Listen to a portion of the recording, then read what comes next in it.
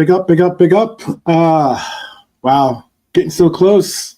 Weekend is here, and it is time to definitely get ready to embrace what we've been waiting for, and that is to lift a trophy at Anfield. It'll be a absolutely tremendous, tremendous occasion, and one that I'm hoping that everyone will be able to, in some way, in some form, partake in, because it is certainly going to be one that is extremely, extremely special. But for now, I'd like to say welcome back to Liverpool 12th Man Show. And like I said, oh boy, oh boy, oh boy, what a TGIF we've got lined up for you. We'll be absolutely talking about some of the blowback that is happening with the Spurs getting Champions League and Arsenal having to flounder and backtrack to every little stance they can take to get some type of footing to try to make something sound appreciative of their season. We'll also be speaking on some things like maybe even certain parts and points about what went on at this press conference, and that's exactly what we're going to do.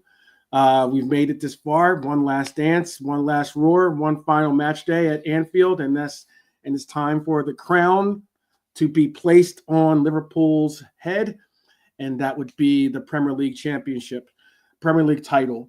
Liverpool will lift the Premier League title on Sunday, and no matter if we lose or win or even draw. And what a way to end it against a Crystal Palace side, fresh off an FA Cup glory. Glorious run. It's going to be, I can't stress this enough. It's going to be an absolutely unforgettable day. I'm sure it's going to be something that everyone will want to, really take in and enjoy with special people around them.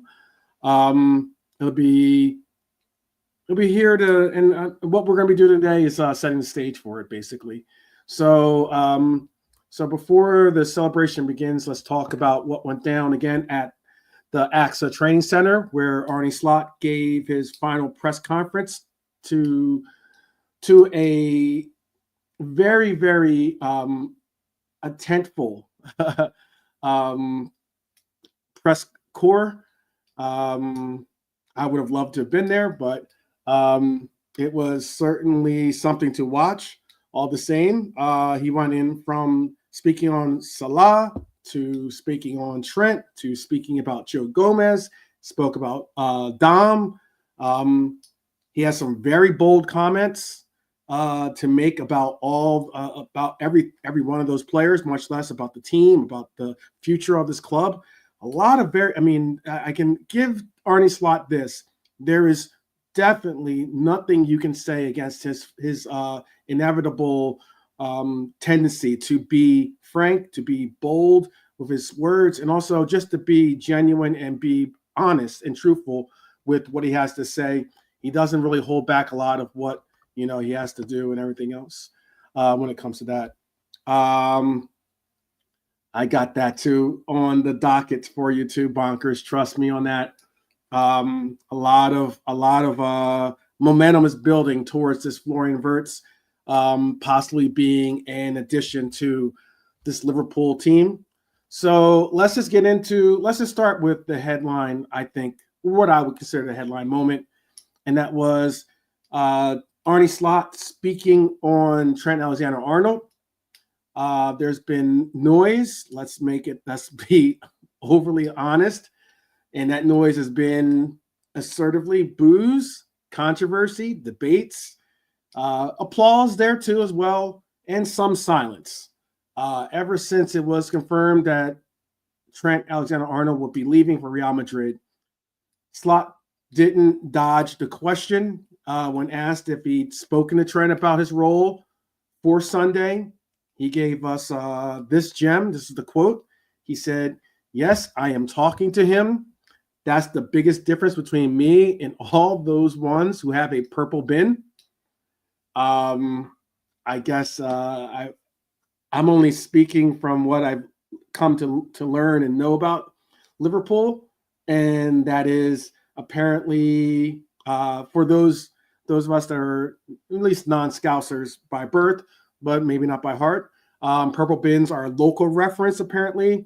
Slot was clearly taking a playful little jab at the local critics who've taken issue with Trent's exit. But then Slot got serious. He said that that back in preseason, he had to pull Trent aside and told him plainly and bluntly to his face, "You're a better defender than people say, but only if you show it."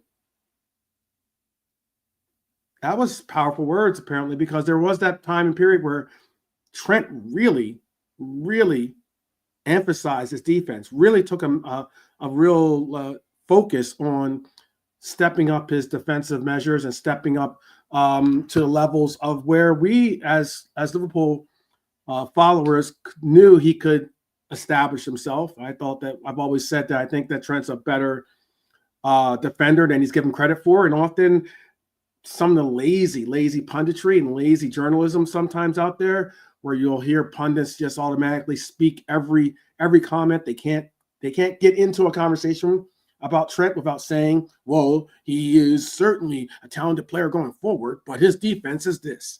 You always had those cases. So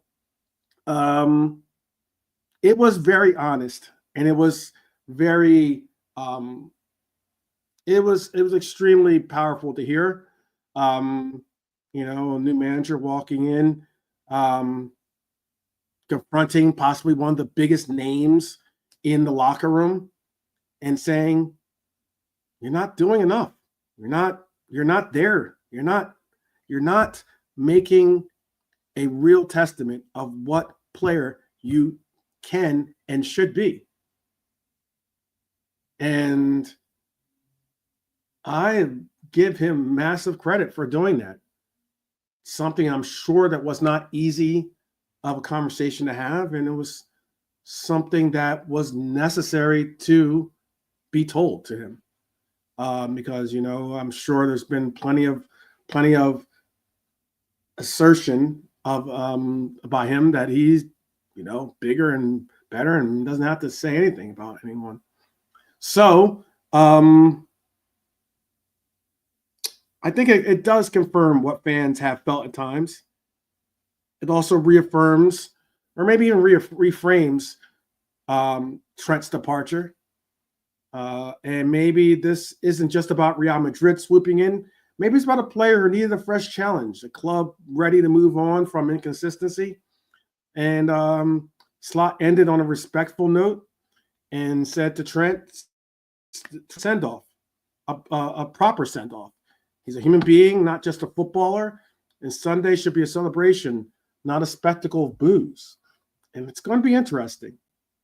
Shout out to Trudon, shout out to Bonkers, shout out to Jimmy, and shout out to anyone and everyone that's joining me right now.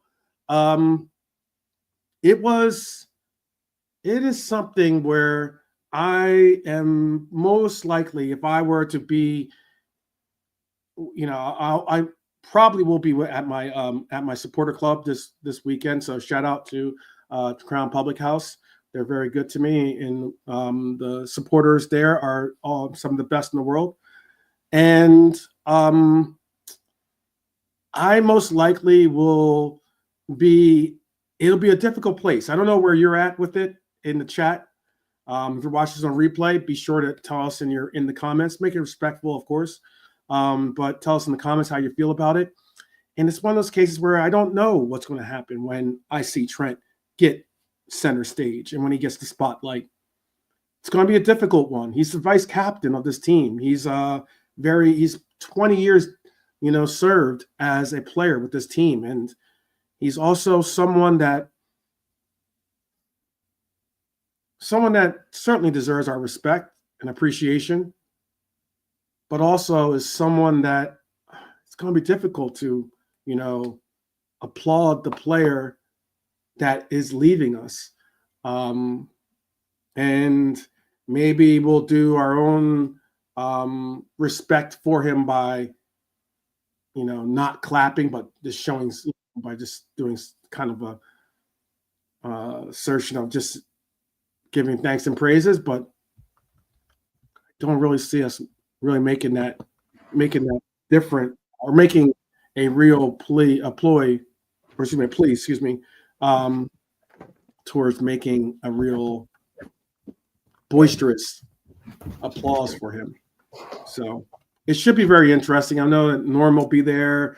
I know that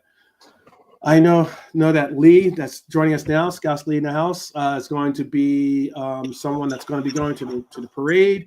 I know that Realism Jared and all of us will be watching it as well. But if you're doing a show that day, there'll be a link on my phone, and I can show you where I am, can't I? Like in situ, in town, absolutely. show you the crowd and that. We're going to be doing that as best we can for everyone. Like, as in, we'll figure out how to, if you're going to be at the parade, especially how to link up with others, that are from the chat or from the community that we've been building, and be able to properly, maybe catch a pint, or maybe just give each other a hug and a proper salute. And it'll be very, very important to bring it in together. I don't think Norm drinks, Norm, but like we might get him to go in Cooper's and do some karaoke. yeah, maybe so. So how are you doing today? By the way, thank you for joining us, Lee. How are you? Good, good, mate. Excellent. Really pleased that there seems to be a real chance we could get Florian Wirtz. Yeah, it's getting closer and closer, isn't it? Yeah. I don't want to get my hopes up too much unless they're dashed, in case they're dashed. But it's hard not to get excited, isn't it? Knowing what type of player he is and what Arne's plans would be for him is what excites me. What Arne has in mind for him, and for the team. It'd just be excellent, wouldn't it? It'd be unbelievable if we got him. Wow, it is. By the way, I just saw Trudon say that Napoli's up 1-0. Inter is up 1-0 as well in their match right now. It is going down basically to the wire. Going down to the wire. This is the 30th game being played right now. It is a situation where there's only two that are vying for the top spot. That would be Napoli with 82 points, Inter with 81 points currently, and that's a live forecast of how many points they have with the scores that they have, by the way. So it is coming down to the very, very end here. It's going to be a very interesting run for Italy's top spot, but we'll keep you guys up and alert to how this goes down. I'm hoping that Napoli can pull that one out. I'm hoping that they can. They're leading right now 1-0. Napoli's leading 1-0 over Cagliari, and Inter is up over 1-0 over Como. So very much so. Keep guys in the loop on those that want to know about that. I'll ask you this, Lee. I know. Should Trent get possibly, and it could be a measure of how incredible the Liverpool Reds fan base is. Should Trent get one of the loudest cheers on Sunday? Or does the manner of his exit change all of that? I would like to think he could come on and the booing wouldn't happen again because it's already been done now. But I'm not sure. I'm not sure whether he will come on because he brought Endo on, didn't he, last time? And spared Trent, although Trent was there on the bench, wasn't he? He spared him it, but it's interesting. But I don't really want to take up all the talk, like, and that, the Trent thing. I mean, to be honest, like, it's excellent that we managed to have such a good season with that in the background, like, to put us off and that. So the way Slot's been able to manage it has been commendable, hasn't it? Having that going on in the background, like one of your main players, your vice captain, you're not sure whether he's coming or going, like, and you only just come in the door. But we managed to have a good season despite that, and we won the league effortlessly. Almost, it was almost effortless the way we just glided to the league. And then, look, I think with Trent, he's got to like move on, and then when he comes back, like he can, do you know what I mean? It'll be different then. He can come back and like have, go on LFC TV, blah, blah, blah, blah, blah, talk about how he's doing now, like how he's doing at Madrid and that. But at the moment, it's a little bit raw for some people. There's a depth of feeling with a few people that I just didn't expect, who were just like ultra pissed off about it. I think it's everyone is saying basically. So if you don't, I asked the audience, should Slot start Trent against Palace? And I had two answers, two quick, easy answers. A, yes. B, no. It seems like Jared, real red armchair supporter, Lee are all saying no. Oh, Philly Liverpool FC trying to shake the apple cart by giving out a yes for Trent. It's going to be a weird set of circumstances. If he was to start, let's just hypothetically say he was to start, then he would be able to be subbed out and get an applause or get an absolute, acknowledgement from the crowd. If he doesn't start, it'll be a situation where every time he warms up, there'll be some hecklers, some this, some that. Well, we pretty much know it's going to be Bradley because Slot said after the Spurs game when we won it, he said next season starts now. These last few games really the start of next season. So Bradley's going to play. He actually come out and said that, didn't he? But there's no reason why Trent can't come on as a sub and see if he can maybe be part of a final win on the final day. See what sort of shape Palace are in, but I don't see no reason why he couldn't play a part as a sub. I'm just unsure whether it'll actually happen. But Bradley usually, he didn't play the whole game last time, did he? Endo came on, but Endo came on a lot later for Bradley. Bradley stayed on for 80 minutes or something this time, didn't he? It was interesting what he had to say about it, though. Because Slot was very distinctive, or definitely with saying that he thinks that Trent deserves a proper send-off, not something of where, like, he's going to be jeered or booed or anything like that. I think I find myself really, really struggling to figure out I'm sure the emotions at the time might cause me to, applaud and just recognize the fact that, I respect and appreciate the time and service he's given to this club. At the same time, I might draw upon silence in the sense of being like that, being my only form of some disapproval or protest, I guess you could say. But we shall see. In the presser, we had hold on. Brian's just joined us from the green room, so I'll bring Brian in to say hello. Brian, welcome to the show. Yeah, how are you? Good. I am well, definitely well. Or as well as can be, I guess. What's wrong? What's that? Why? What's wrong? Oh no, I'll tell you backstage. But Oh, sorry. I thought something had happened, so I thought we got no, a no, no, massive no, no, word no, no, steal or something into no, 20. no, no, no, no, no. I am in a little bit of a conundrum as to whether it I'm gonna do a fraud rant, but I probably will save that. I'll probably save that for after the parade. I'll save it to after parade probably or something. But in the other part of the presser, even with the trophy still to be lifted, Slot was already looking ahead. He was asked the question of, can this Liverpool side go back to back?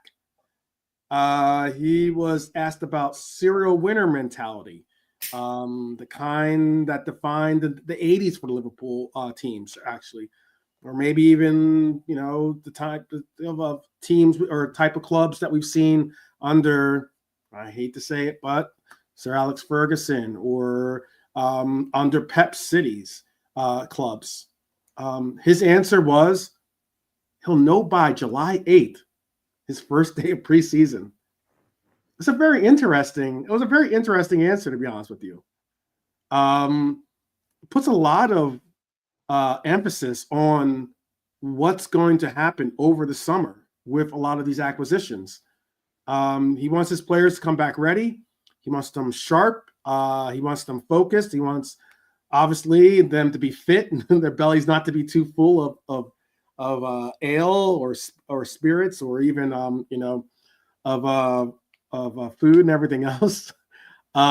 He praised the professionalism, made it clear it starts again this summer. So, what did you take from that answer when he said that? Said, I'll know on July 8th, which is the first day of Yeah, preseason. different word there. Yeah, operative word there. Say it again. No, I wasn't trying to pull you. Just when he said, I know by July 8th. He said, I know on July 8th. Mm-hmm. Just in I'll know terms of, on yeah, July 8th. he'll know when they show up, basically. Mm-hmm. First day back from training, first day back of training, he'll see who has that attitude that I'm here ready to go again. Right. Who's, he said, they'll have a bit of a summer off. So, but who comes back in tip top shape? Like, who comes? I mean, it's very, very rare. It doesn't really happen now. It used to happen a bit back in the day. People would come back overweight and it's like, oh, someone's had a good summer. Yeah, someone had a Mm-hmm. nice summer. Whereas Mo comes back with like 2% less body fat than he had when he left. Right. I think it's that kind of like, so who comes in not celebrating, no medals, no high fives, no celebrating what they did last year, and just like, let me at it, boss. Let's go again. Who has that killer instinct? Who has that attitude? Who's Mm-hmm. still celebrating from last year, which I don't think there'll be many, if any. So yeah, I like it. I think he's saying to them basically, go off and enjoy your summer. But when you come back, you need to be ready to go from minute one, July 8th, because that's when it starts again. We're Mm-hmm. not going to be having a little welcome back barbecue. We won't be easing into it. It starts right there, right then. So yeah, I like it. I like it. It's good mentality. Good mentality. What do you think about it, Lee? Can only be a good thing, yeah. I hope we've got a lot of the business sorted by then. But some of it might drag on till later in the window, mightn't it? Just don't know. But yeah, I'm glad that he's sort of laid down the law, so to speak, and said, get back. And I hope that like a hunger sort of developed within play.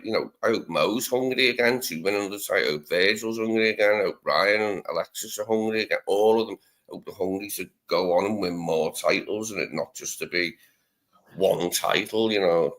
In between other people winning it, like to go on and win a succession of titles over a period of time. I think that hunger will be there in them. Like I would imagine it's naturally there. They enjoyed this one, didn't they? Seeing how much they enjoyed it, like the celebrations after the Spurs game. Well, what's more important to you? What's more important to you for this summer? Is it instilling that mentality, or is it more important on who we bring in for transfers? What would you say is the more important? Both. Like, if you had to pick one, though, if you had to pick one. It'd have to be. Well, you can't function without a proper winning mentality, so it would have to be that. We'd have to. But the mentality is already there, Lee, so yeah. Okay. Just say bringing the boys on top of that. That's the way I'd look at it. The mentality is up. We just won that league, so. But we do it as well, like not just by bodies. It's like if it's averts, it's like, okay, wow, this is what we're doing. Okay, Right. cool. Right. That raises the level right there. Everybody's coming in. Okay, we didn't just sign, random French guy. We signed possibly the most coveted number 10 in world football, and we just went and broke the bank to get them. That's what None of our rivals will have been expecting this, because we're the club that gets knocked back and turned down. You know what I mean? But if this comes off, it'll be really funny. It was ironic that it was Caicedo who kicked Gravenberch out of the Carabao Cup final last season, won it, and then he went on to become, the main man in our midfield, really, didn't he? But he's still a good player, Caicedo, and Zubamendi's still a good player. But if we can get there, that'll banish them thoughts of being knocked back. Because it isn't pleasant when you get knocked back for a player. You don't want it to happen to your club, do you? No, you don't. What's going on, for instance, at Manchester United is something that, I can say this much about the difference between, say what you want about the clubs in their respective histories, but you can make the distinction that the transition from a historic all-time historic coach being Klopp for us and being Fergie for them, in being that was the era of brilliance that we saw from Klopp, the era of brilliance that United saw from Fergie. The difference, the major difference, is that transition of how it has taken. They've gone so many different directions with their managers, whether it was hiring, the hand-picked successor in Moyes, in going as far as bringing in a legendary coach in Mourinho, bringing in a Dutch well-regarded Dutch coach, or bringing in how many coaches? I'm going to have to go through a lot of these coaches too, right? Bringing in the coach, bringing in more of a fan favorite, or a player that, or a former player, former club icon, to be the bell ringer for them, or then even going on to bring in another top coach from the Dutch league, and then as far as to now bringing in the best of the best, quote unquote, from the Portuguese league, and yet still they search and still they flounder. And here we are with this transition from one of our best coaches we've seen in decades, in Klopp, to now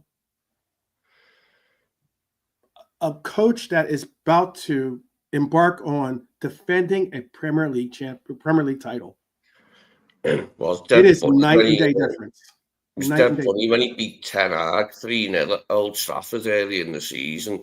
That was like the first massive result, wasn't it? Winning 3-0 at Old Trafford, and we won easily that day, didn't we? They were hardly in it like that much. We had them at arm's length and could have scored more probably. But yeah, that was a big result for him early on to get that one over on his fellow Dutchman, like, because their fans and most rival fans in general didn't give him a snowball's chance in hell of succeeding here. They were like, he'll be sacked by Christmas, he'll be he'd be rubbish and blah blah blah blah. And they were all proved wrong, weren't they? Become the first Dutch coach to win it. Mm-hmm. I was just about to tell Trudon. Apparently, he's saying the Wirtz deal is agreed. Fee agreed on. Okay. Good. Okay. I'd love to see or hear what it. I don't. Let me see what it. I haven't seen gotten any updates. Normally, I get my updates. No. The mystery fee. You haven't gotten any updates either, What Brian? will it be? The mystery fee. We'll see.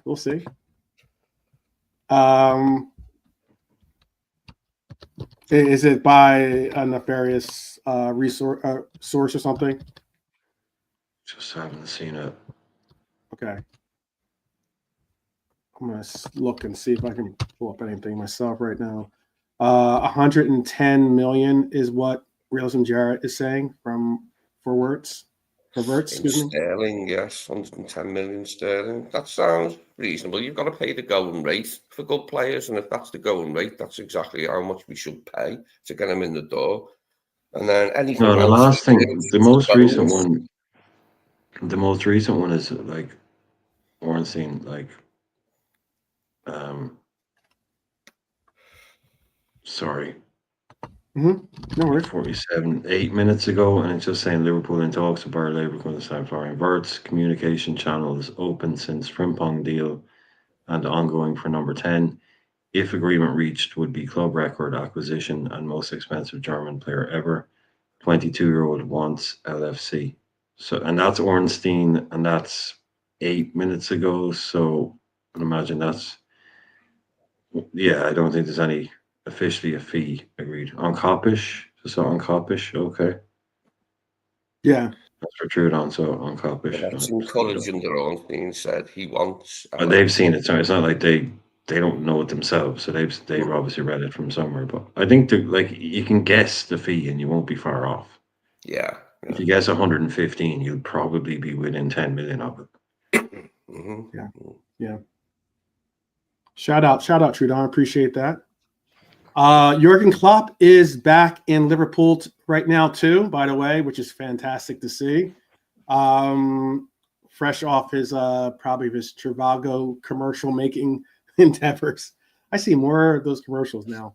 But he's saying to the people, let's have the best weekend of our lives so far. That was a special message from Jurgen Klopp via the LFC Foundation, which was a fantastic foundation. If you have the ability to, definitely contribute and support the LFC Foundation if you can. What is very unique about a lot of what we're seeing with the, I want to say transition, but what we're seeing with everything that's going on with this Wirtz talk, and with all these transfers on the verge of possibly joining this club, players on the out, possibly on the outs, players that are vying to stay. Again, I'm still looking for a confirmation as well. It's a wild place to be at, especially when you look around the league, and there's just so many other clubs that will not just lay down and allow and just pretend like they're not going to reinforce, or they're not going to try to give us a more vaunted approach towards trying to beat us to our defense of the title. But it was so interesting of a place to be. It'll certainly cause a stir, won't it, if we bring them in? I would like to hear Klopp's opinion on it if we bring them in. Like, what do you think of Slot bringing in there? See if he does like a little bit of an interview on it or something, maybe. But yeah, it'd be a massive one. As I said, it causes a stir. whatever words you want to use, like it'll be noticed that we've gone in and just bought Florian Wirtz, or our rivals will be like, what? Right. Fuffle. Oh, I'm ready. No, I'm ready. I have something. Yeah, like I said, I have something ready to drop. It's going to be salacious. It's going to be, it's definitely going to be an interesting, no holds barred type take, I'm sure, after the parade. Okay. So we can all have good vibes all the way up to the parade. But yeah, there's definitely some bars to drop for some of the content creators, some of the fellow fans out there that have been pretty much haters.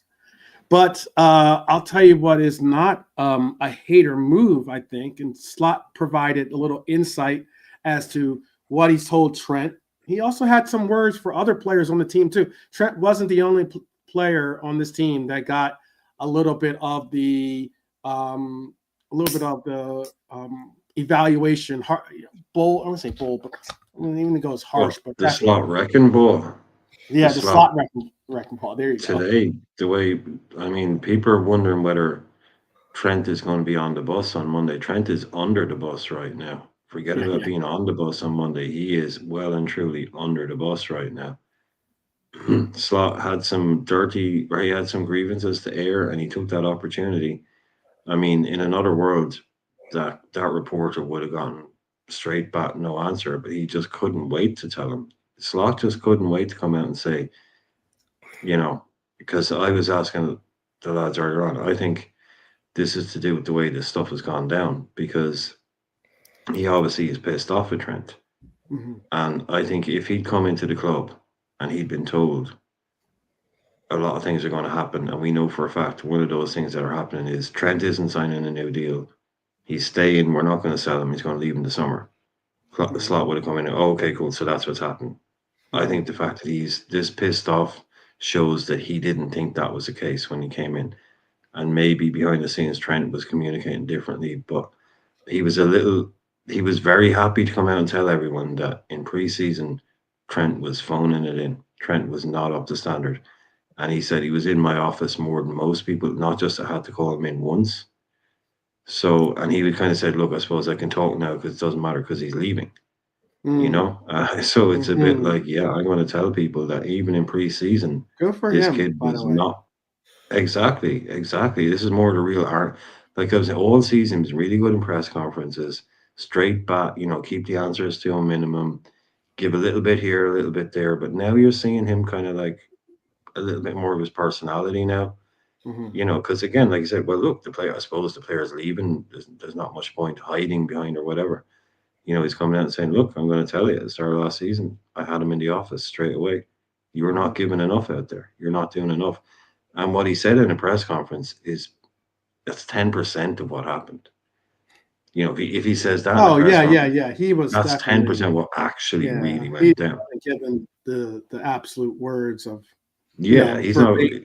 Right. It wouldn't have been that polite as like, but he'll say, look, basically, let's just say I had to have a word with him about his attitude in training. So what actually went down would have been a big conversation. A big conversation. Don't doubt that for a second. But maybe. But Trent wasn't the only person that he spoke up on. He said Slot also dropped some nuggets about preseason leadership. And yes, I'm going to tell you this name, and you're going to be. I don't know if Pops is a part of it because I know this is Pops' guy, but Salah came up. Salah returned last summer in elite shape, but Slot revealed he had to challenge him too. He told him, quote, "You're a leader and you're not acting like it in training." The same conversation can't happen with Trent, happened with Salah. It's encouraging to hear, isn't it, that he's very demanding in that sense, and he takes no messing around, no half measures, whether it's training or a proper game.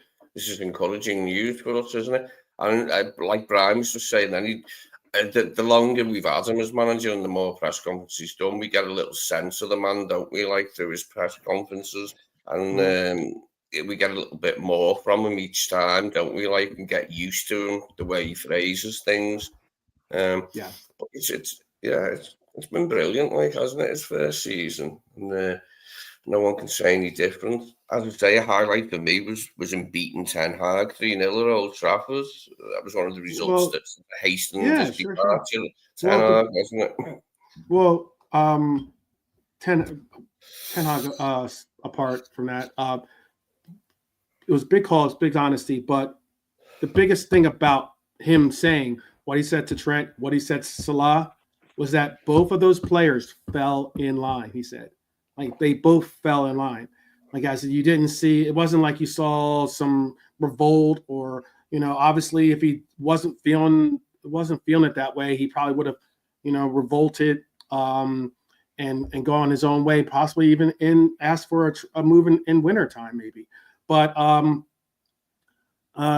that moment apparently defined this team. Slot came in after Klopp era, Klopp era that had players that were comfortable in their place, understood their roles, understood the hierarchy amongst the team, and it proved he wasn't just a successor; he was a standard setter.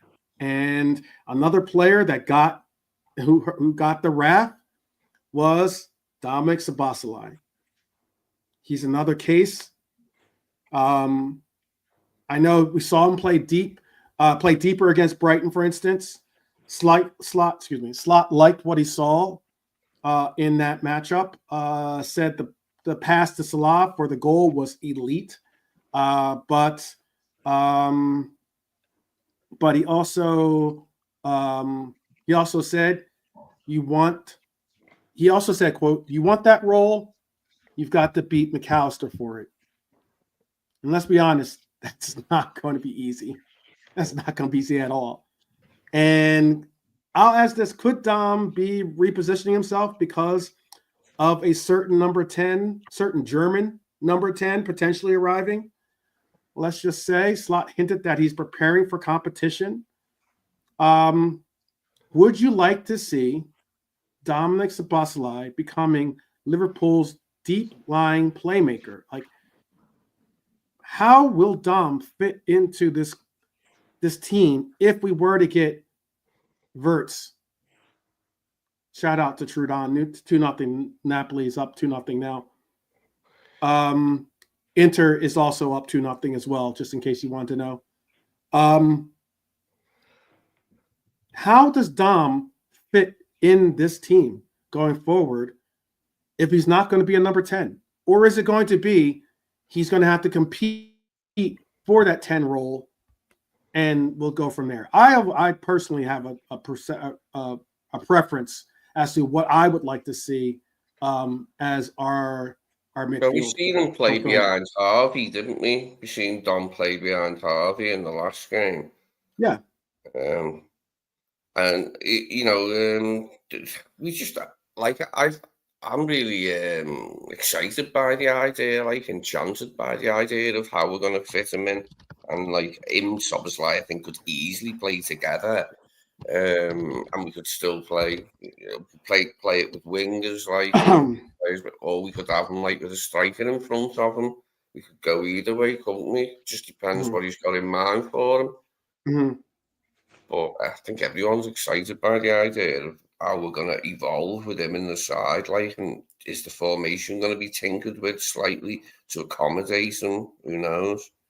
Well, it's again, look, I do have a perception of what I would like to see going forward, but it would be a very interesting, it'll be an interesting call as to what will go on with this team going forward.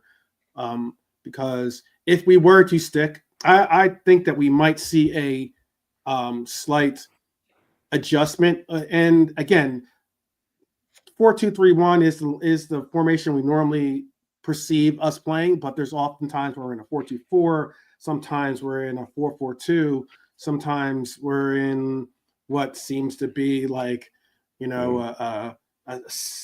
various formation, like hybrids of all those formations. I'm sure Arnie's got loads of evil plans how to deploy Wirtz, like, and destroy opponents with him in the side. Yeah, I'm sure he does. What would this lineup look like? I don't necessarily know exactly, as we still have to get the confirmation on Verts. We still have to get the confirmation on some of the other players that will be joining the club. We already have Frimpong, apparently that's been pretty much assured. So where and how this team reshapes itself is going to be interesting. But what would you see? What is the future hold for Dom, Brian? In your eyes, what's the future hold for him, for Dom? Well, enough games, I suppose. But like I said before, I'm perfectly happy with Liverpool being a football club that has the caliber of player like Dom Szoboszlai on the bench. You know, someone like him who isn't a guaranteed starter. Probably start a lot of games, but it's to have players that have squad depth of that caliber. You know, I was kind of asking earlier on. I mean, if we were to bring in 120 million, Florian Wirtz plays in a number 10. I mean, I'd say surely that would be the end of Harvey Elliott. I mean, that guy plays in your position basically. The Szoboszlai won probably enough games and enough time, but I think if I mean, you can only play 11 players, so if you're going to be playing Wirtz in the number 10 role and you want to play Mac and you want to play Grav, something's got to give. Something's got to give always. You know, you can't play 12. So I think it would be, it wouldn't be ideal for Dom, no, because he plays in the same position Dom does to a degree, unless there's the idea of a new role. Like, I can see him playing as a false 9. Not every game, but I can see Wirtz playing a lot as a false 9 with Gakpo off the left and Mo off the right, or whoever it is up, but with two wingers off him. He could then still have Grav, Mac, and Dom in behind him. But if you're going to be playing him in the number 10, someone's got to sit down. And I think it will be Dom. To be honest, I think it will be Dominic Szoboszlai. Yeah, I don't think he's going to take Mac's place. I don't think he's going to take Grav's place. So if we were going by what we've done so far, put him into this team tomorrow, say it would be, obviously to me, it would be Dominic Szoboszlai's place that he would be taken. Unless you're using him as a false 9.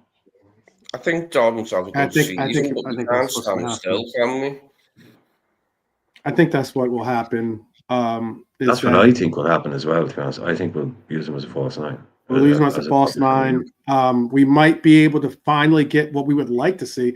I don't know, by those words that he used by saying that you're going to have to beat out Maka at that role, kind of makes me say, okay, well, why can't we just have Maka at the 10 and have Dom and Grav as the pivots, and then put Wirtz in as that false 9?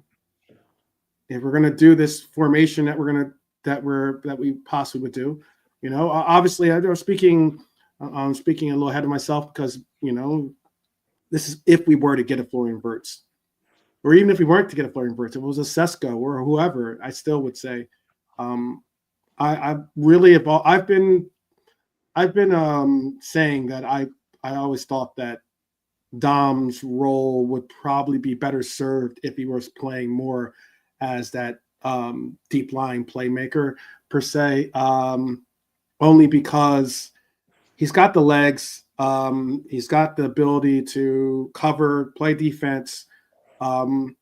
It's not like Maka's making crazy passes, like Trent Alexander-Arnold style passes or anything like that, being that kind of playmaker.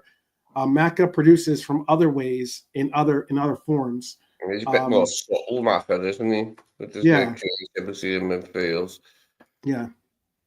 So I think that would be unique to see Maka in the 10. I personally would like to see it. I don't know if you would like this. I know that a lot of people have been wanting to see that for some time in this. I was always best there at Brighton, but I don't know. You know, like he's just so good in the 8 as well.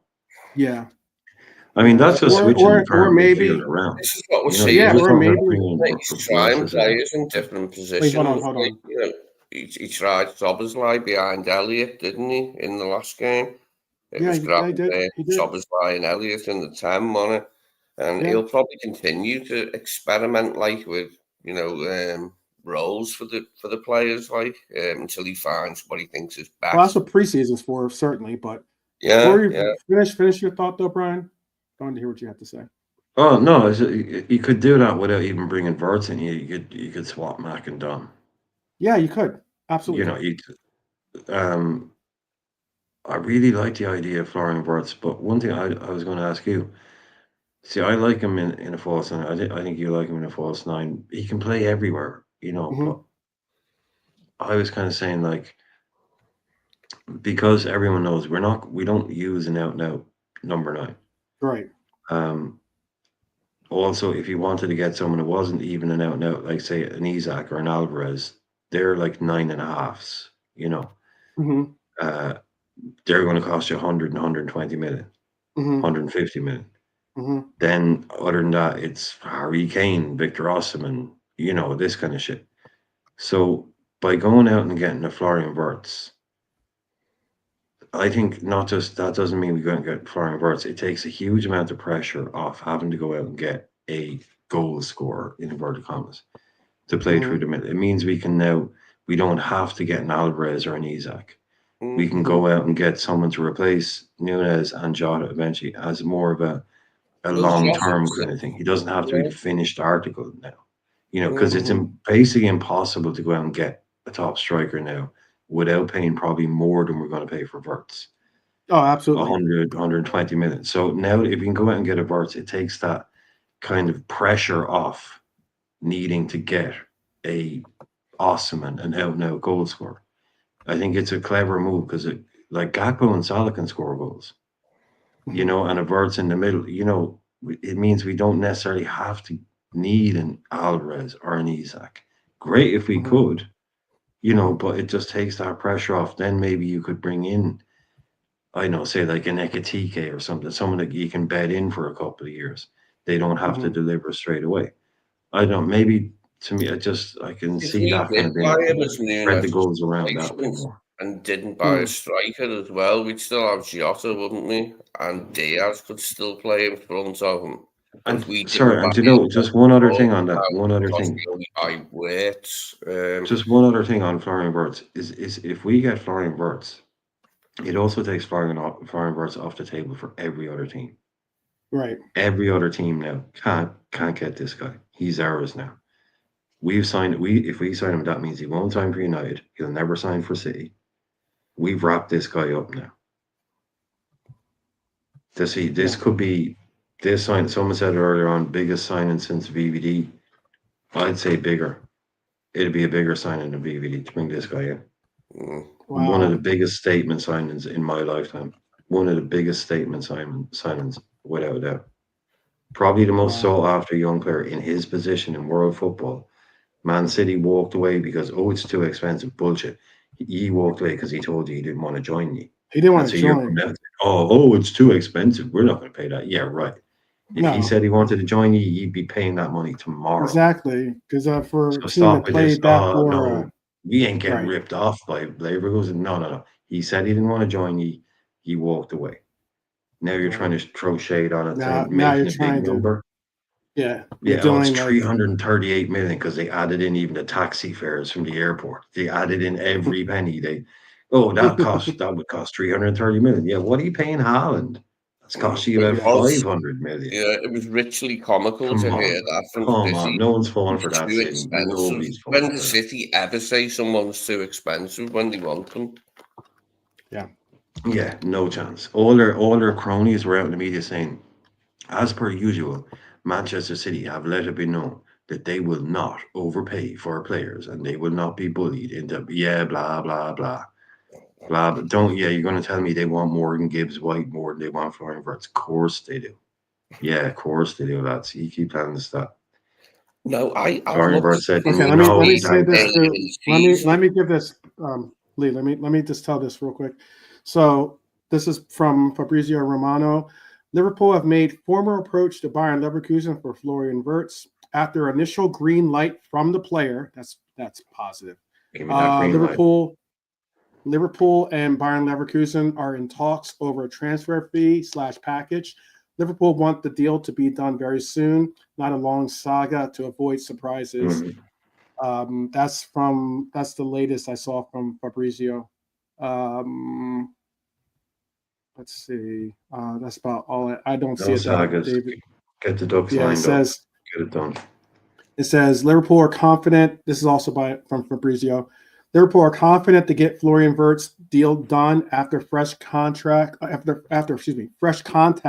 the last 24 to 48 hours. Talking ongoing, and that's pretty much it. But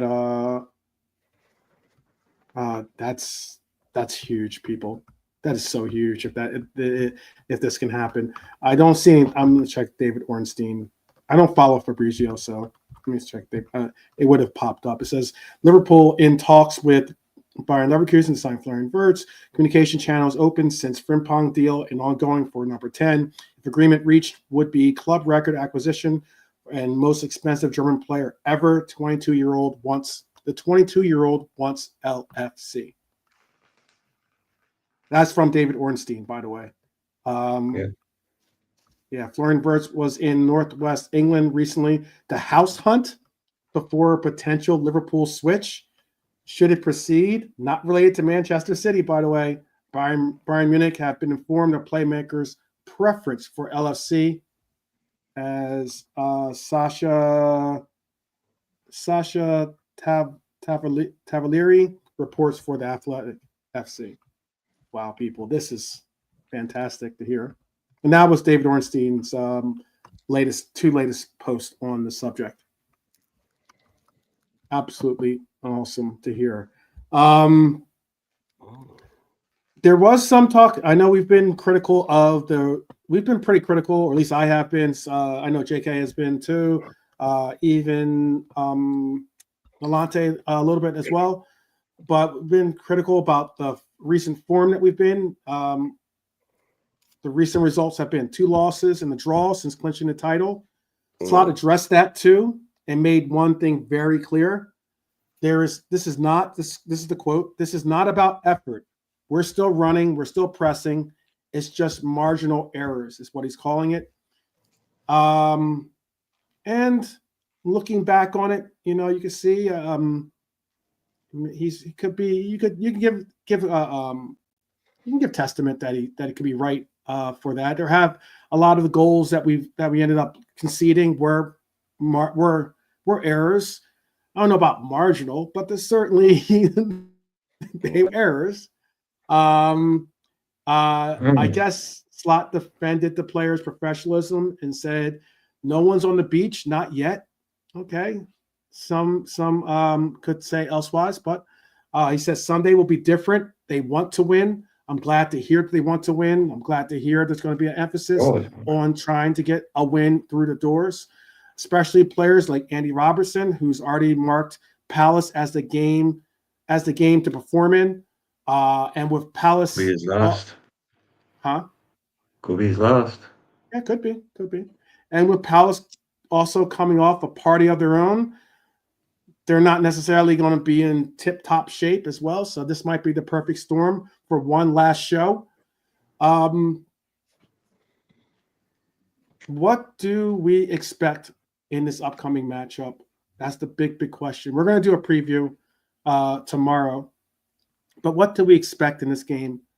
How confident are you that we can get a big win, by the way? And I'm talking about a proper big win, like a 3-0 or a 4-0 style win against Palace, or are we under the settings that we'll be lucky to get like a 1-0 win or a 2-1 win or something like that? Depends how hard they partied after the FA Cup final, their players, and how many of them are on the beach compared to how many of ours are on the beach. Whoever's got the least number of on-beach players will win, probably. Okay. I put it in there. How about for you, Brian? What would you say about this? What would be your vote in that audience poll if you're going to say? Well, sorry, what's your poll? How confident are you? A big win. A big win. A big win. Big win. Not. You see, look, Yeah. they're the opposition. You see, like Lee is saying, you got basically. It may as well be a game of beach football. They've won the FA Cup. I mean, it is probably the two most on the beach teams in the Premier League. Yeah. So I'd be, in that way of playing, I can see a high scoring game because they might just want to go out and play a bit of football, entertain the crowd, few flicks, few tricks, don't hurt anybody. Like, that's what I've been saying from day one. When the league is won, you don't go in for those 50-50 life or death challenges like you would do if there was a league title on the line. If you're playing Chelsea at home and it's 1-1 and Chelsea are a point behind you in a league title race, you're going in for every ball like your life depends on it. If you've won the league and you're home against Palace and everything, no, you're just, let's not injure ourselves. That's it. I'm not putting it up to that volume, but I could see it being, because they've got good players and we've got good players. So I could see it being actually quite an entertaining game of football, easily. Until the inevitable, what will happen is, I think it will be a good game, but because it'll be kind of party time and celebration time, it'll be, like I said the other night, players will get their walk off. So Mo will get to walk off for his standing ovation. So it'll be like a friendly when they start bringing on all the subs. It'll probably take the momentum out of it a little bit, because I think there'll just be maximum changes. So hopefully I can see us getting I can see us getting 2 or 3 goals in the first half. And then afterwards, basically a load of subs come on and it gets a bit kind of choppy after that. But I can see us putting 3 or 4 past them, easily. Okay. So pretty confident. I don't know how many they're going to score, but I can see us scoring a good few goals. Like, Mo's still got that thing to do. He's still got that record to break. Yeah, he does. So he really does, and that's something that I imagine him predict him to be shooting from every angle. Yeah. I would hope he's passing from every angle he could do. Oh, sorry, the assisting, trying to do all mad stuff and get on the ball constantly. So I can see a very entertaining first half, and then in the second half, just like a ton of substitutions, which kind of breaks it all up a bit. Yeah. Let me bring down this poll here. And a lot of people have it as being a big win. Philly, Liverpool FC, Red Armchair Supporter all have it as being a big win come Sunday. Most notably, Andy Robertson mentioned only one match by name in his post-game comments. That was Crystal Palace. It's the one they want to win, in his words, which is definitely promising to hear. Certainly promising to hear. I do have I have one. Well, before I get to this, my last segment, there was a segment that I wanted to include, but I didn't. So, but I'm going to include it now since we're doing good on time. And that was,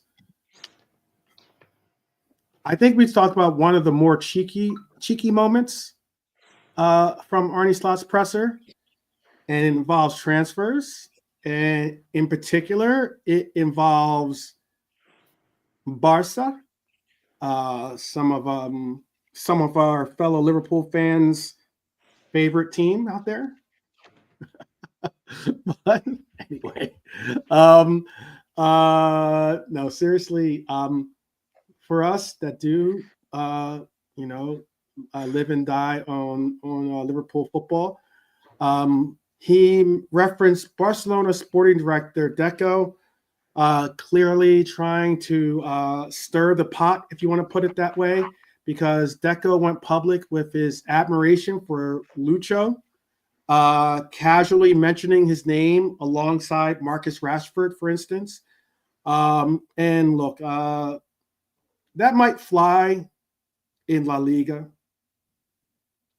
but it does not go unnoticed as a red over here. Did these boys not watch Marcus Rashford? No. Hey, that's a whole nother thing. But You don't just name check one of our players in a transfer tease and expect no response. That's my point. Slot didn't hold back. He fired with a bit of a. He fired back with a bit of his Dutch. I guess the Dutch are. You can see some of the connections to Germany, but like in that he fired back with a bit of a dry wit of a comment saying he admires Rafinha and Yamal. Also, he said Lamine Yamal is too. I don't know if that's just banter. That's code for back off. This is our player. Stop talking about him. But seriously, to talk about Lucho, and big up to Samex Legend, by the way, big up. Shout out to him. Yeah, he did. Samex Legend did say that we would be going for Florian Wirtz, by the way, a few weeks ago. He did say that we would actively go for it. The journalist said to him that he basically said, like, have you seen what Deco said? Mm-hmm. And he hadn't, because he's always said, like, because Slot was like us, he was like, yeah, he said, yeah, are those, he said that, but is there video of him saying that? Is there quotes? Mm-hmm. You know, he's gonna say, are you just pulling this? He's like, no, there's quotes of him saying that. He's like, oh, okay. So I think, and then he did. He took a little minute. He's like, well, you know, we don't talk about players that aren't at our club. Mm-hmm. But I admire Rafinha. I admire Lamel. Mm-hmm. You know, he's getting a bit more kind of relaxed now, I think, in his shoes. His feet under the table a little bit. Yeah. You know, so yeah, Deco's come out and said this, just about the whole thing about the Barcelona squad coming out and the dressing room kind of saying no and all that. There's been a lot of talk about him. He can't pretend to have not heard it. Yeah. You know, he can't pretend to have not heard that. But yeah, Deco coming out and saying, yeah, we admire this player, we admire that player. If you're going to come out and say that, then you'd want to probably go and back it up with a bid. Yeah. You know. And you know the bid can't be a cheek. If you admire him, then show the money. Yeah, if you're going to say it on TV or to a journalist, then at least don't be okay. Look, if you're Deco and you're head of Barcelona, and you're coming out saying we admire Luis Diaz, it's like, okay, well, I'll be expecting a phone call, because otherwise, then I'll just know you as this guy that comes out and just talks about our players in the press and doesn't even try and bite them. That's just weird. You know, I'm expecting a phone call from Barca then if you're coming out and saying this, then so back it up at least. You know, don't be just talking shit in the press.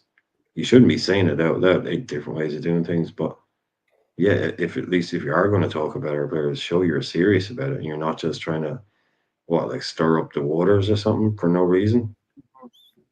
Yeah, Lee WizKid is saying Barcelona are under financial restrictions, which means the Spanish 1-to-1 rule is temporarily 1-to-4. Say Lucho costs 75 million, Barca would have to show 300 million in their actual accounts first. If that's the case, that's probably why they're doing a whole lot more talking than they are actually. Yeah, the 1-to-1 thing means basically for every euro they bring in, they can spend a euro. But now that's basically to be able to spend €1, they have to bring in €4. Yeah, not easy. No, not easy. What are you going to do? Is sell? You have to sell Rafinha, Crown Jewels, Pedri, Gavi, Lamel. They ain't going to do that. No, I'm not selling those players. So you can talk all you want. I think Barcelona think that now they're back on the top with their placing in La Liga. They think that maybe they can speak with they can try to speak on some Real Madrid settings. Well, I would say for as far as Lucho, Diaz's future in Liverpool is certainly not set in stone. He's 27 years old, entering a crucial phase of his career. This is normally like that, possibly last big contract that you're going to get. He could be in line for a new contract, like I said, but also only if the numbers work. I don't know what that number is going to be for Liverpool. Reports suggest interest from both Europe and Saudi Arabian clubs. And you definitely better believe those suitors can afford serious wages. Being Saudi Arabia certainly can afford whatever wage they want to give him. There are some European clubs that are interested in him that could do the same. But Slot's message, it's like a combination of Klopp and Slot together, but Slot's message is clear. He rates Diaz. He rates the Colombian's versatility, his pressing game, his ability to score in big moments. That matters in the system. So let me ask the panel, is Slot's public defense of Diaz a sign that Liverpool are serious about keeping him long-term, or is it just a smokescreen to drive up his price? I'll ask that of Lee, and then I'll ask that of Brian. And tell me in the chat what you think, too. Just run that by me again. It works with the prices of smokescreen or something. No. So if Slot's public defense of Lucho a sign that Liverpool are serious about keeping him long-term,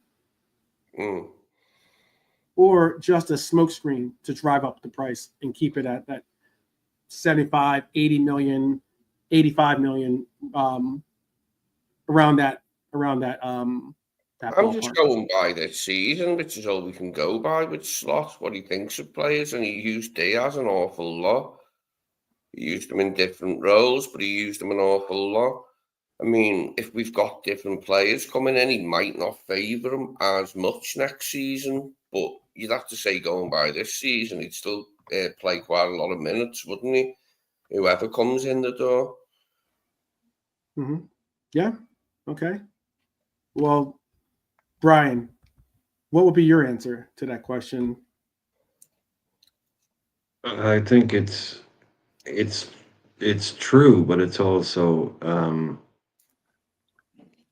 manager. It's press kind of one. It's transfer 101 sort of stuff. You go out there and like you don't denigrate your own player. You let them know. You let them know that this is a guy that's highly valued, highly rated. He ain't going to be cheap. Mm-hmm. It's a lot of that comes into it, but obviously, like Lee is saying, he's played him a lot. I'm sure he'd be happy to have him for 2 more seasons. But he's putting it out there that this isn't a guy that we're desperate to sell, because even those little things move the needle a little bit. Mm-hmm. You come out in press conference, he's top player, wonderful player. We don't want to sell him, but if someone wants him, yeah, I just think he's nailing his colours to mast, and it's like, this is not a player that's going to be available for cheap. I mean, wink, wink, Barcelona. Because the Saudis are going to give, if the Saudis, they'll just give us what we want. But Barcelona, we know what they're like. They'll offer us like 35 million and 20% of their future fucking, I don't know, ticket sales to the Barcelona cafe or something. It'll just, they'll try and do something. It's a message to them that's like, if you're going to come out and start talking about our players, then make serious offers for them. Don't come along and this is a player we rate. So yeah, I think but we will have a decision to make on him this season. Definitely. I think this summer. I just can't see them coming up with the money. I can't see them being able to do it.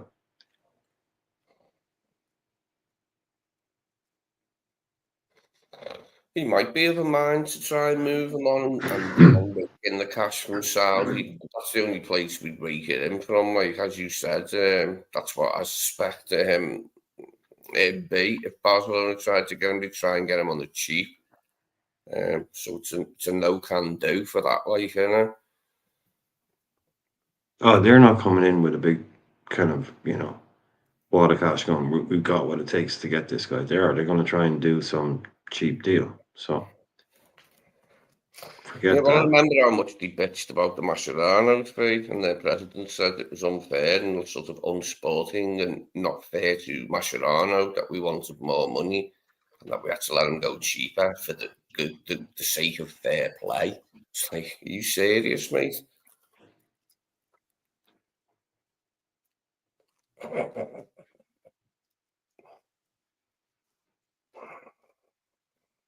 You're on mute. Make sure. Yeah, my audio went out for a second there. Hopefully, can you hear me, by the way? Yeah. I didn't know. I was just saying, I didn't know Athletic Club was actually in fourth place, actually, in La Liga. Atletico Madrid, third place. Real Madrid in second, and Barcelona have already wrapped up the league in first place. Yeah, I don't know if Barcelona. I don't know if Barcelona is really in a position. They have some great players. They most likely should just worry about maintaining the talent that they have before trying to, do those whole Real Madrid tactics of trying to speak on other players at other teams. I think that's the purpose of what I think is what I was getting at. I never really care who wins the title in Spain, but I have enjoyed the fact that Barca did it this time. Like, usually it doesn't matter. It's one of them two, always. Once in a bloody blue moon, you might get somebody else, but it is in a very blue moon when you get someone else other than Real or Barca winning it. But I enjoyed Barca getting it this year, like, because they've got on me tits a bit, like in recent years. Real Madrid and their fan base. I wouldn't be any bit happier if Real Madrid didn't win La Liga again, much less make Champions League. But yeah, I'd like Real Madrid to witness or be subject to a Manchester United style of a future. How about that? But there is one other topic I wanted to get to before we run up on the 90 minutes here. And it's something that you talk about Trent leaving, which is going to be difficult.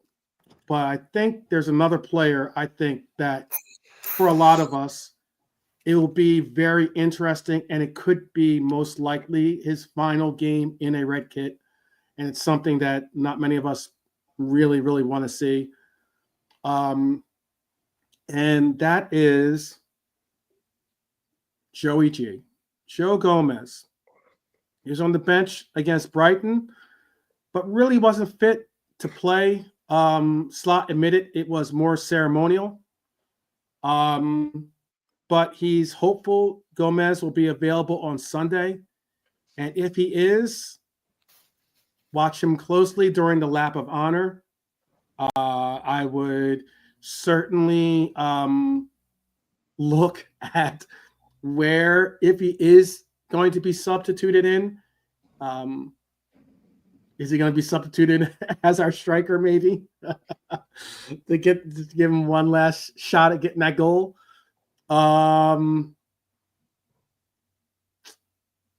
This might be his final game as a Red. He's Liverpool's longest serving player right now.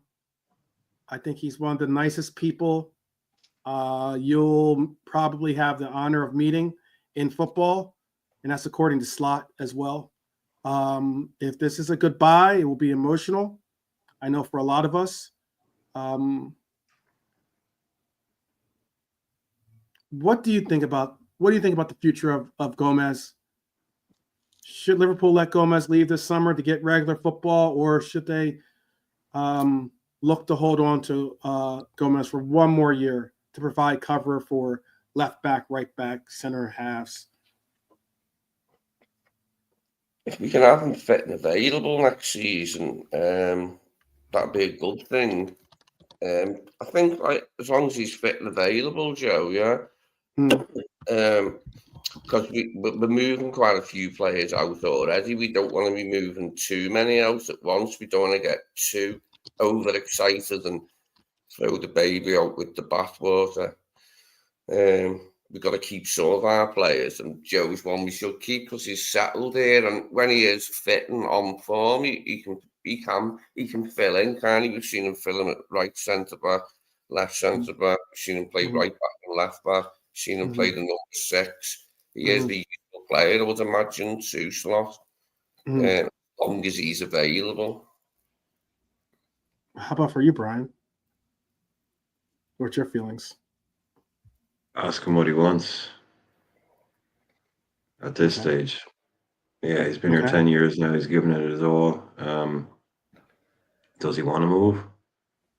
You know, does he want to go and do something different? I'd make it easy for him to do whatever he wants to do. You know, if he wants to go somewhere and there's a bit, again, of course, main thing, somebody has to bid for him. You know, but at this stage, I just allow Joey to do what he wants to do because he's been here long enough. If he's happy to stay, happy to keep him. But if he says, "Look, I want to move on," I'd very much put the ball in his court. I wouldn't be forcing him to do anything at all. It's like Lee said, a lot of change to be made this summer. If he's fit and available, brilliant squad player, you know. But does he want to do something different now? And if he does, make it real easy for him. Yeah, a move as the best way to get his England career back on track. But he got his England career back on track while he was here at Liverpool, when he got his place back under Klopp's final season last season. He played all sorts of positions, including the 6 in FA Cup games. He played every position in defence last season. And then he got his place back in the England squad, didn't he? He didn't get in the team, but he was there. And I don't know how much that matters to Joe. I don't know if he'll see a move as the best way to get back in the England team, or whether he thinks it's best off just staying here. He's never been in that team, man. As a squad He's never been in it. Yeah, he's never been in the England team, really. You know, but like Lee Wiskett is saying there, and it is, if he was to play tomorrow, it would be his 150th Premier League match, 150 games in 10 years. You know, that just tells you everything. Like, really, but again, not how bad. It's not, look how bad he is. It's just how unlucky he's been. I mean, it's just like a good chunk of them were us winning in Premier League, which is good for him at least. But yeah, to have played 150 league matches in 10 years, that's an average 15 games a season. That's not good. You know, he's had no luck. He's had absolutely no luck whatsoever.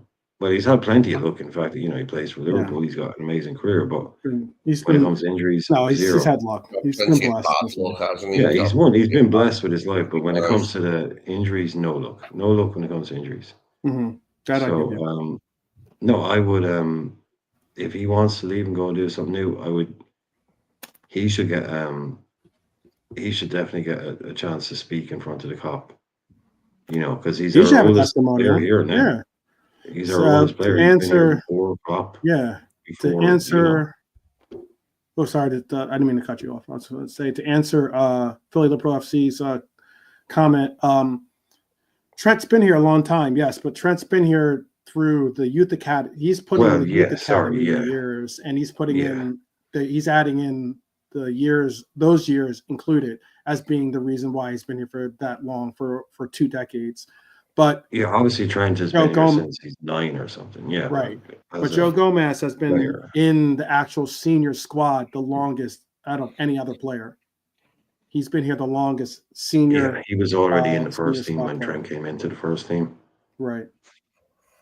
But yeah, he's out seen everybody. He's seen Rodgers go. He's seen Klopp go.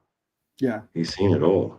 So he really deserves a send off, but he probably won't get it because for a while there last season. Well, it was a shout that he was our best left back. He's got 2 years left now coming up. He'll have 2 years left after the end of the season. So talk about 40 million for him. It seems a bit steep to me. I wouldn't stand in his way for 25, if you know what I mean. I get what you're saying, but you know, if he wants, how difficult 40s. It is. You know how difficult. Oh, go ahead, finish your statement. No, I was just saying 40 is for a guy that hasn't played this summer. Like 40 million last season, yeah. I just mean I wouldn't.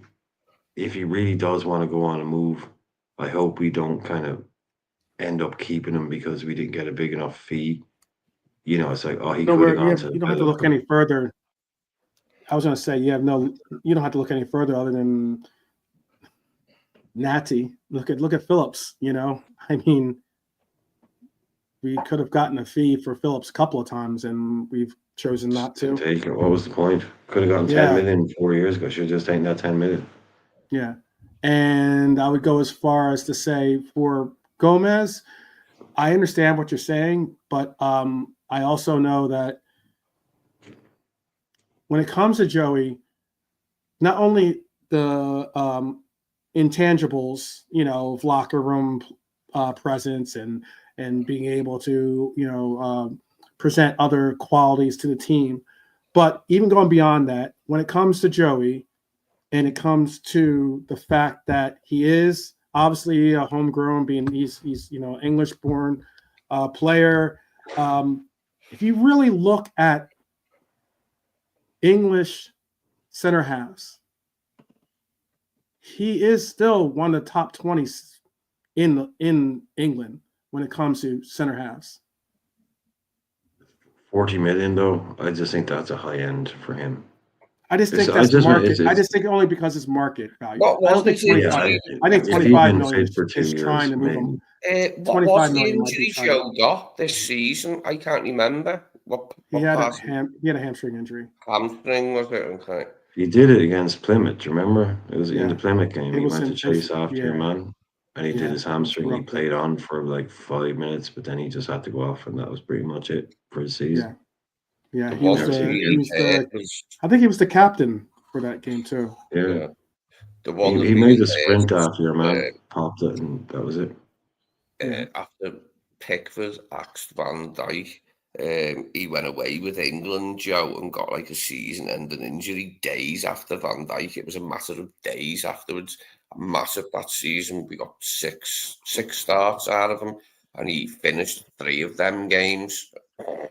Twice coming off at half time and once after 60 minutes. That was terrible. Yeah, he's almost beyond unlucky, you know, at this stage. Yeah. There was what Heiler's bringing up. There was a case where we were very close to we're rumored at least that we were possibly going to put him in a deal that would have sent him to Newcastle, which would have been a very good move for him, to be honest with you, because he would have definitely either started or if not would have competed for a starting role with them. It's official too. Trudon Napoli is champions of Italy. Yeah. If he'd stayed fit, like I said, the guy just, I don't know what he's done. Really, he's 28. You kind of live in hope that he can go somewhere and play for 3 years and have a career. I don't see what's so. It's a difference. I get that you want to be the best. You want to be a starter. You want to get. He's making £85,000 a week. So it's not like he's on, you know, food stamps or something.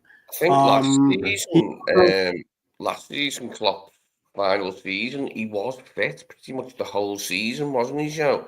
And we were hoping that this would be a new trend, that he'd be fit for the whole season. But then comes the Slot's first season, and halfway through he gets an injury that ends this season. It has been patchy with Joe, hasn't it? Like, and maybe it has been, but a lot of the injuries for Joey weren't really with the club. It was with like country. With England, yeah. With England. So that could be just a case of how England trains or what they put him through. But I had to get my train of thought back to what I was saying about Joey. It's a player who's settled here and he likes it here. As of last season, when I still had LFC TV, he did an interview with him and he just had a new baby and that, and he was talking, and he's very settled, and he said he's just glad to be playing again. Oh, that's basically what I was going to say. Yeah, I was going to basically emphasize the fact of, like, I understand that sure, you want to be a starter. I'm sure he wants to be a starter. And you want to see some inroads or some possible inroad. He knows he's not going to start over Virgil van Dijk. That's just not happening. But I mean, like, you know, you do want to say to yourself, oh, is there a route towards being the starting center half pair, or, you know, to Virgil van Dijk? And it would mean you'd have to. I still think Gomez is better at this stage than Kwanzaa is at his current stage. But even going as far as to say, would he compete against Konate? He possibly could. You can make a shout for that. But I really don't. They're interested, weren't they?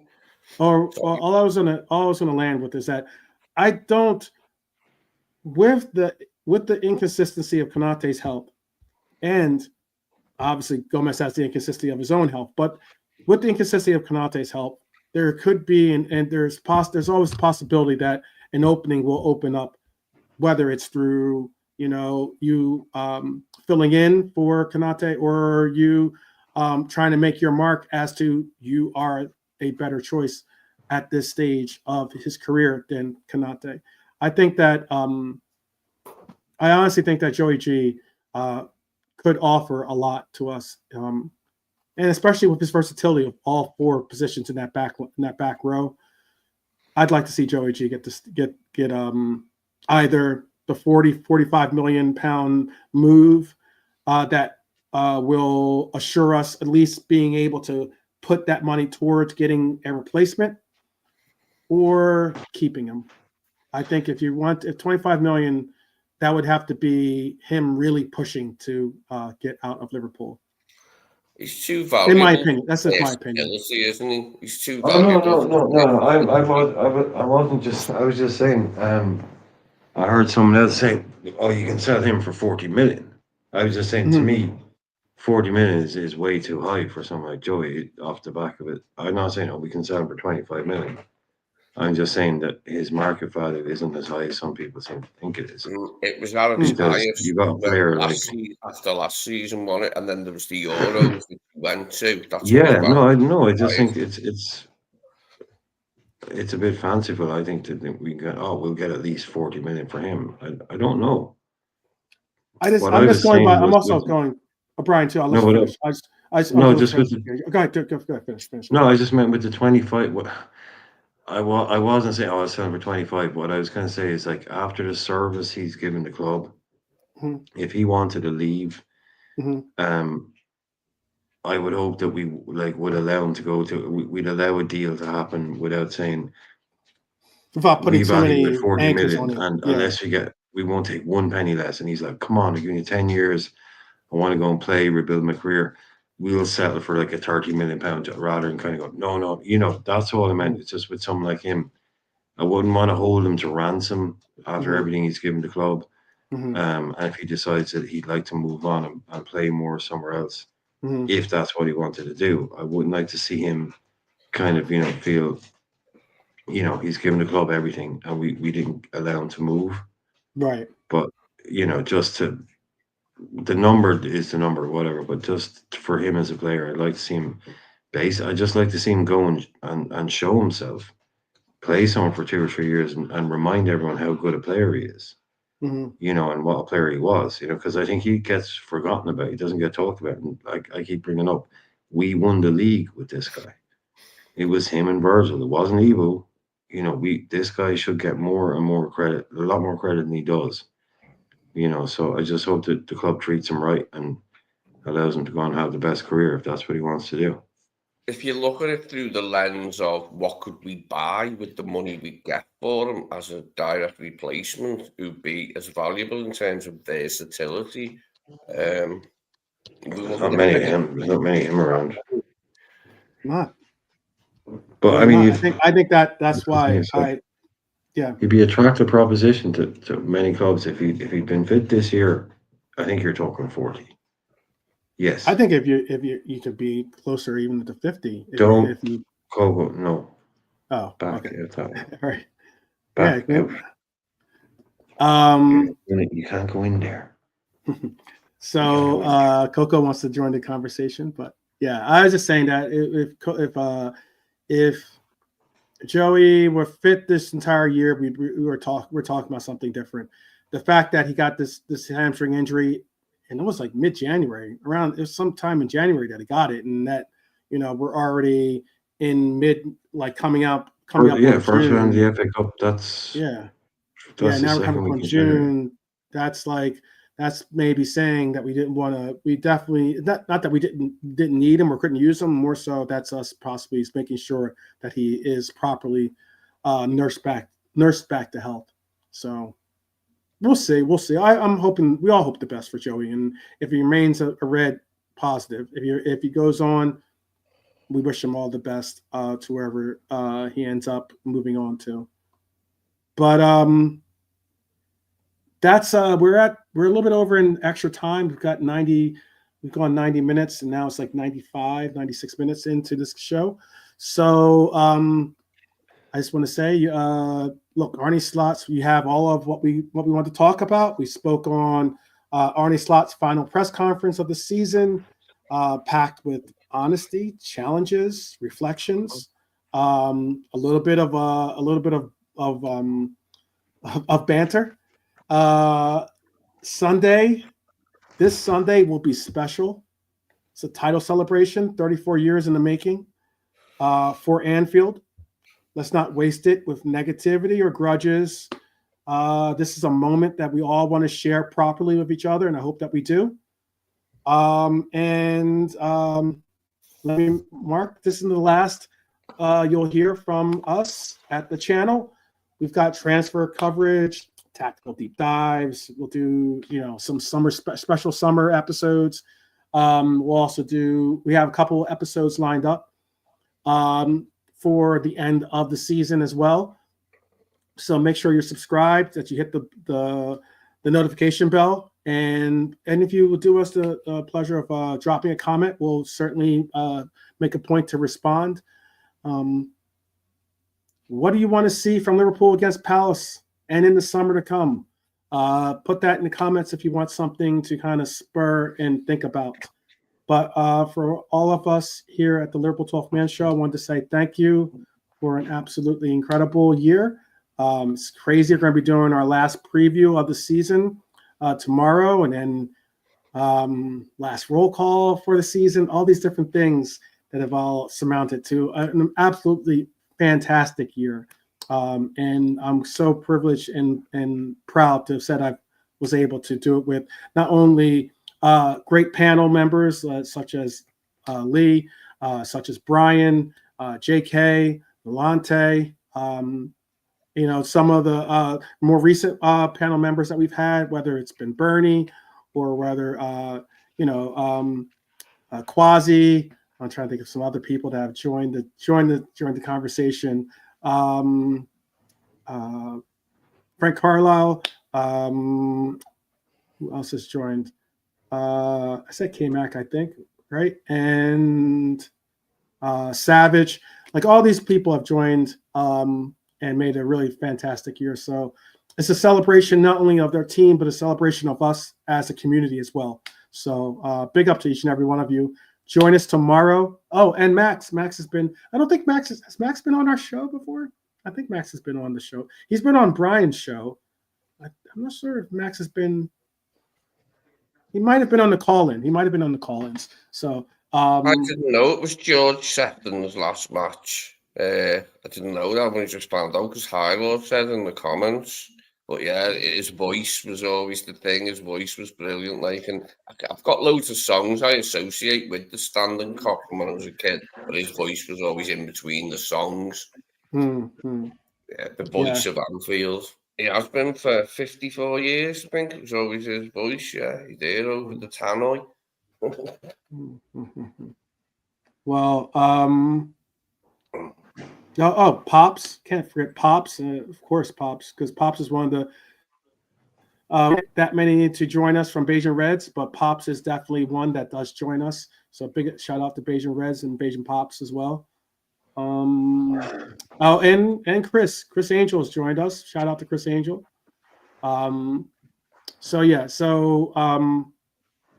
Big up to each and every one of you that has been a part of helping us build this community. We're almost on 500 subs, halfway to 1,000, and then on to even more from there. So hopefully we can all embrace that together. And what can we say, people? You'll never walk alone really should mean something to each and every one of us. So let's end it with a win tomorrow, or excuse me, Sunday. We'll for those that are going to be at Anfield, definitely be safe. Enjoy the ride. For those who be a part of parade, definitely enjoy that too. So, for Brian, for Lee, for myself, we all wanted to say up the Reds each and every time, and we will see you guys tomorrow. Until then, take care, brothers and sisters. Take care.